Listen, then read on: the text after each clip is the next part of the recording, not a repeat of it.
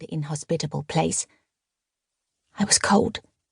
Not just the damp and the wind that laughed at my city clothes and blew up inside my fashionably full skirt, but a coldness that had penetrated my heart. It wasn't easy carrying the heavy case. I'm of slight build and not terribly strong. Jeanie, now she could have managed much better. Oh, Jeanie, my dear friend in London. I'd only left the city I loved that morning, but already my life there seemed an age away. I had to force myself to imagine what Jeanie's reaction to my situation would have been. She'd have winked and whispered, "Bloomin' heck," under her breath. I felt a smile twitch at my lips, and the strength of our long friendship sparked inside me. "Do you think you could slow down?" I called. "This case is heavy." The figure halted and paused for a moment before turning back. I braced myself, instinctively expecting some sharp rebuff, but he merely grunted as he reluctantly took the suitcase from me without uttering a word. It was still a featureless black form, shoulders hunched as I trudged on behind him. My eyes were trained on the ever-changing ground illuminated in the shaft of torchlight. We were walking along an uneven, grassy track, totally unsuitable for my shoes. I only had the one pair, a sensible court shoe with a broad 1-inch heel. Comfortable enough for me to be on my feet all day at work, but useless out here. The grass suddenly became earth, muddier and muddier, until we came to a point where the entire width was flooded. My father walked straight through without slowing his pace. I tried to step round the side, hoping my feet would find some drier ground as I couldn't see in the dark. Instead, they slid on deep sludge that squelched over the top of my shoes. I could feel the cold slime seeping through my nylons and between my toes. The path became firmer, just as well as my feet were slithering inside my shoes.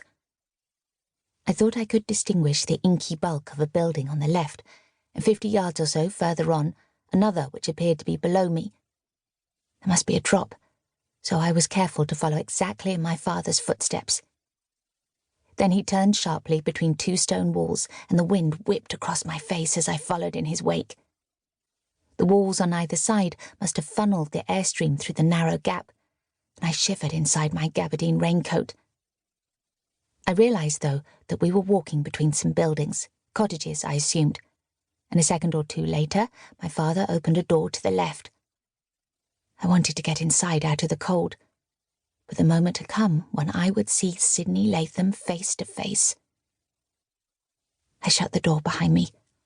It was scarcely any less dark, and I waited for a light bulb to burst into life, bright and comforting. But my father's silhouette was fiddling with something on what seemed to be a table. I heard the rasp of a match being struck. It flared, small and yellow in the gloom, and as an amber glow diffused through the murk, it dawned on me with astonishment that he had been lighting an oil lamp. "Stop dithering by the door, girl, and come in," he growled. I was taken aback. Who did he think he was?